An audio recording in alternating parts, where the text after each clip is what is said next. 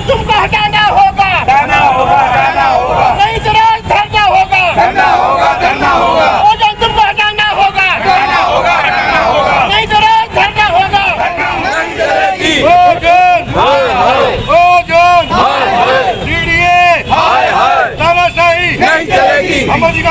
हम अपना अधिकार मांगते हैं। पद यात्रा आपके द्वारा निकाली गई है अम्बेडकर पार्क से मीठापुर चौक तक की ओजोन मुक्ति संघर्ष समिति के बैनर तले। क्या कुछ कहना चाहेंगे इस पद यात्रा को लेकर? देखिए, जनता के द्वारा ओजोन मुक्ति संघर्ष समिति के द्वारा आज बहुत ही अच्छा प्रोग्राम आयोजित किया गया। सैकड़ों संख्या में यहाँ पर लोग आए और जो हमारे बड़े बड़े नेतागण हैं, हम उनको बताना चाहेंगे कि जनता रुकने वाली नहीं है। ये चाहे आंधी आए, तूफान आए, बरसात आए, कितने ही मौसम ख़राब हो, कितने वो डराए धमकाएँ, कितने प्रलोभन हैं। बहुत से लोगों को रोका जा रहा है, फ़ोन किया जा रहा है, सरासर अन्याय किया जा रहा है। जब मीठापुर जयपुर हरियाणा की जनता से आप लोग वोट मांगते हैं तो मकानों को बचाने की जिम्मेदारी किसकी है? इनकी जिम्मेदारी है। अगर हमारे वोट वैध हैं तो हमारे मकान भी वैध होने चाहिए। हमारे मकानों को अवैध कह रहे हैं कि ओजोन में इन मकानों को तोड़ा जाए। ये सरासर अन्याय है। सरकार से, जनप्रतिनिधियों से हम मांग करते हैं डीडीए के द्वारा ओजोन की डिमांड की जाए, हमारी कॉलोनियों को एफ जोन में डाला जाए और सभी कॉलोनियों को नियमित की जाए, जिससे लोग सुख चैन नहीं सोच सकते। क्योंकि जब से कोर्ट का ऑर्डर आया है पूरे क्षेत्र में ऐसा का माहौल हुआ पड़ा है, हर व्यक्ति परेशान है। यहाँ मीठापुर गाँव 800 अस्पताल गाँव, हरिगढ़ गाँव मोरू गाँव से हुआ है। नेताओं से आप क्या चाहते हो?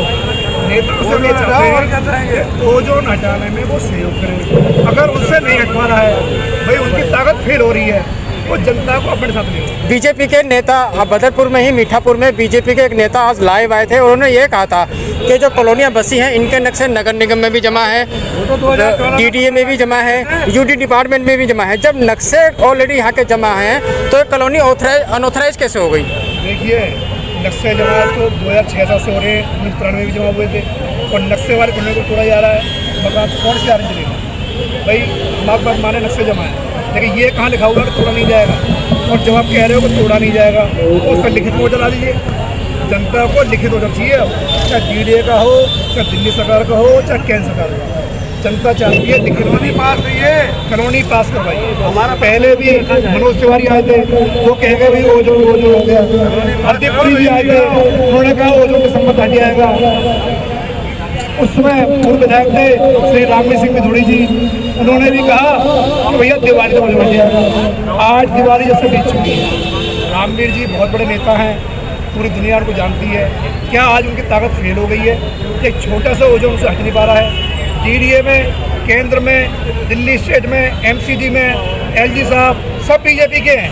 उस वक्त कहाँ दिक्कत आ रही है भाई? 2013 में कांग्रेस सरकार थी, कमलनाथ जी उसमें केंद्र मंत्री थे, हम सब लोग वहाँ से गए थे, 3000 लोग गए थे। उन्होंने हमें वो जोन से जोन कर दिया था। आज क्या समस्या आ रही है? आज भी तो सारी सरकार वही है भाई। उसमें केंद्र सरकार थी कांग्रेस की, दिल्ली में सरकार थी, एमसीडी में सरकार थी, कांग्रेस सरकार ने वो काम कर दिया, वो जोन से अब जोन कर दिया। तो आज इनको क्या प्रॉब्लम आ रही है? अब लोग तो कहते हैं कि भैया इन लोगों की नज़र इन जमीनों पर है। जैसा सब जानते हैं ये इको पार्क बन गया है यहाँ पर, ये बॉम्बे एक्सप्रेस बन गया है यहाँ पर, और इसमें से जेवर एयरपोर्ट कनेक्ट कर रहे हैं। आधे घंटे बाद जेवर पहुँच जाएगा। कुछ लोगों का कहना है ये सारी ज़मीनें तोड़ करके अंदानी अंबानी दी जाएंगी, बड़े बड़े होटल यहाँ बनाए जाएंगे। पता नहीं इसमें कितनी सच्चाई है, लेकिन कहीं ना कहीं ऐसा डाउट हो रहा है। और क्या वजह है? 5 किलोमीटर दिल्ली सरकार ने अभी जीपीए बंद कर दी है। इसका मतलब क्या है कि आपको मकान खरीद नहीं पाएगा भाई। ये तो ना मकान बेचने देंगे, ना कहीं जाने देंगे, ना कोई मुआवजा देंगे। कोर्ट सीधा कह रही है डीडीए से 1 लाख मकानों को तोड़ा जाएगा, उनको कहाँ पर विस्थापित करेंगे? अब डीडीए इसमें जवाब करेंगे। 25 तारीख को 1 लाख मकानों में आ जाएंगे क्या? 25 तारीख को कोर्ट तारीख है। अब देखते हैं क्या फैसला होता है। तो जो टीम पिछले 15 वर्षों से धरना प्रदर्शन हर चीज कर रही है, भूख हड़ताल करी हमने। हल्दीपुरी जी आए थे, उनको कहा इंजन खाए हमने, हमारी गिरफ्तारी हुई थी, लेकिन अनिल शर्मा और वो जो रुकने वाली नहीं है। अभी हमने 15 जून को डीडीए में धरना किया था। तो बताना चाहूंगा आप लोगों को, शासन प्रशासन ने मेरे पीछे पुलिस डाली थी कि अनिल शर्मा पहुंच ना जाए। पूरी गिरफ्तारी के चांस से पूरा गिरफ्तार करने चाहते थे हमें, लेकिन जनता के सहयोग से बहुत सफल बना डीडीए पर। उसके बाद जयपुर में यात्रा की हमने, सैकड़ों लोग जयपुर के अंदर भी। जनता जागरूक हो रही है और जनता नेताओं के बहकावे में नहीं आएगी और ये हमारी जीत जल्दी होगी। मुझे पूरी उम्मीद है हम ओझों से बाहर से निकलेंगे। धन्यवाद। और एमपी को भी जो 40 सालों से आप लोगों को, इन दोनों को, पूरे बदरपुर विधानसभा के जनता ने सर पे के अंदर अगर शर्म बची हो तो इस बदरपुर के जनता के लिए भला करे। जब चाहे वो तब हटा सकते हैं ओजोन, लेकिन हटा नहीं रहे हैं, जानबूझ के जनता को परेशान कर रहे हैं और अपने कमाई का जरिया बना रखे हैं। बस जनता जग चुकी है। अब इन लोगों के बारे में ऐसा कोई काम है जो जमीनी स्तर लोग नहीं कर सकते? लोग हमारे आवाज नहीं उठा रहे। मैं तो आपके चैनल के माध्यम से कहना चाहता हूँ, यहाँ के नेता विधायक रामवीर सिंह मिथुड़ी जी, राम सिंह नेता जी, सब एक है। ये ओजोन का लॉलीपॉप देते हैं, इलेक्शन का टाइम आते कहते हैं चौक पे टिकट लग के ओजोन खत्म, लेकिन कोई ओजोन नहीं खत्म। ओजोन के नाम पे एक लॉलीपॉप दिया जाता है। और आज इतनी बड़ी गरीबों के मकानों पर नियत रहती है। अपने 2000 गज के मकान लगे, 30 गज के मकानों पर नियत रहते हैं।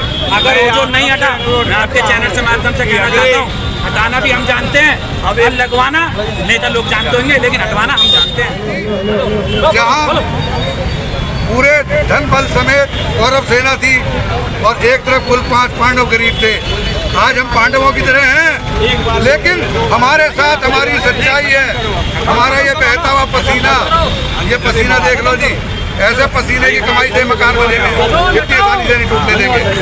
वो जो हटाओ, हम रहेंगे क्योंकि तो लगाने वाली डीडीए है। जब डीडीए की यहाँ जमीन ही नहीं है तो डीडीए किस हिसाब से? और सारे डिपार्टमेंट के, पुलिस डिपार्टमेंट, खारे को, सारे वरिष्ठ डब्ल्यू के प्रधान को, सबको बहुत बहुत धन्यवाद कि आप इतनी गर्मी में इतनी बड़ी संख्या में यहाँ पधारे हैं। इसी के साथ ही मीटिंग आज समाप्त होती है और अगले की सूचना जैसे मिलेगी आप सब लोग तैयार रहें अगले आंदोलन के लिए। इसी के साथ धन्यवाद।